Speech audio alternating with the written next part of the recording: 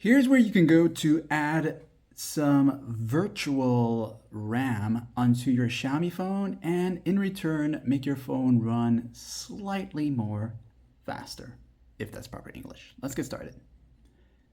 Not all Xiaomi phones has this feature, but of course you can always check. This is Hyper OS 3, by the way. Go into the settings right there. And once you're here, the fastest way to see if your phone has this feature, use the search settings and type in the words memory extension. Now, as you type it in, you should see the suggestion show up here. Once you tap on it, you'll be taken to this here, and if it's off, you can select how much of your storage memory you are going to use as your virtual memory. So this is going to use your storage of your device, so make sure you have plenty of storage available.